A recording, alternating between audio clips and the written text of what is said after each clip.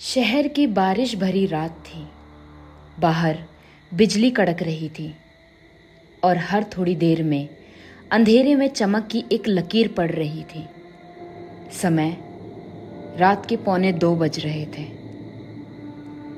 अनीता अपने छोटे से फ्लोर में अकेली थी। उसका पति रवि एक बिजनेस ट्रिप के लिए गया हुआ था। आमतौर पर उसे अकेला रहना पसंद था, लेकिन आज कुछ अलग था। अनीता का फोन वाइब्रेट होता है। फोन पर एक मैसेज आया है, क्या तुम अकेली हो? उसने नंबर देखा, कोई अनजान नंबर था। पहले तो उसने सोचा शायद किसी ने गलती से मैसेज कर दिया होगा। ये सोचकर उसने फोन को साइड में रख दिया। कुछ सेकंड बाद उसका फोन फिर से बजा। फिर से एक मैसेज आया। उसमें लिखा था, मत सोचना कि मैं नहीं देख रहा हूं, मैं बाहर खड़ा हूं। ये पढ़कर अनीता की रूह कांप गई। उसने खिड़की की तरफ देखा, पर वहां सिर्फ काले बादल थे। उसने सोचा, क्या ये कोई मजाक कर रहा है? तभी कुछ देर बाद उसके दरवाजे की घंटी बजी। अनीता ने हिम्मत जुटाकर हल्के से दरवाजा खोला और बाहर की ओर झांका। वहां कोई नहीं था। फिर उसने सोचा शायद कोई डिलीवरी वाला होगा। ये बात उसने खुद को कह के समझाया। कुछ देर बाद उसका फोन फिर से बजा।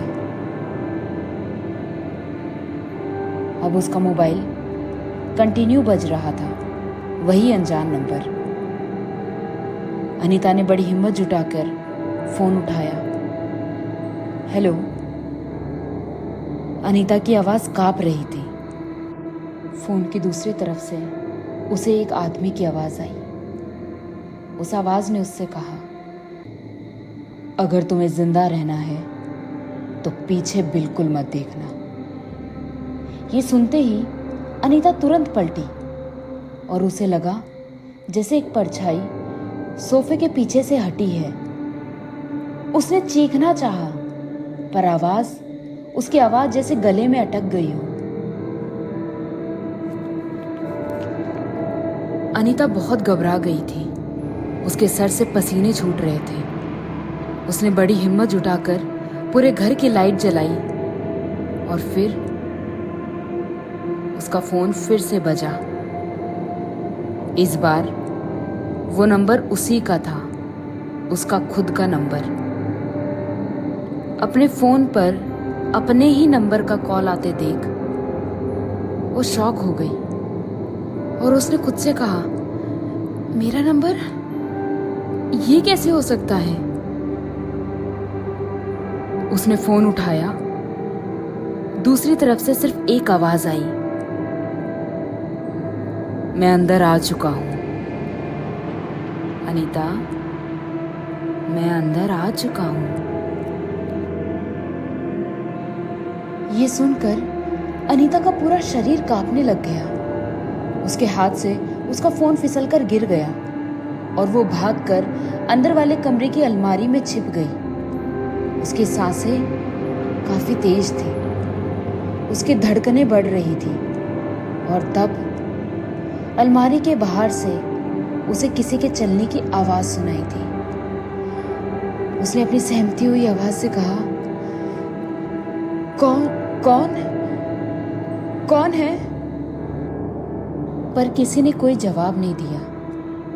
उसे ऐसा महसूस हो रहा था जैसे कोई उसके करीब आते जा रहा है। तभी फिर से अलमारी के अंदर से एक फोन बजा, अनीता के ठीक पीछे से।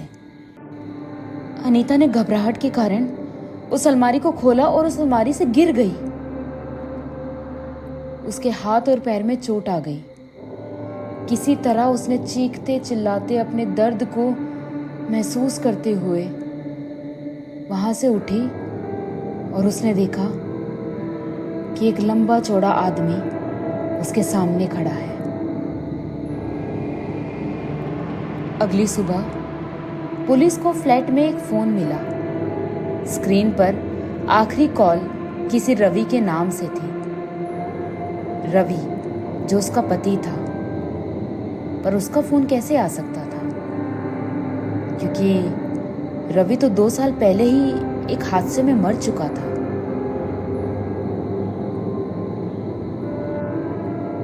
रवि सच में मर चुका था या सिर्फ दुनिया के सामने मरने का नाटक कर रहा था? ये सच ना अनीता जान पाई और ना ही बाकी दुनिया।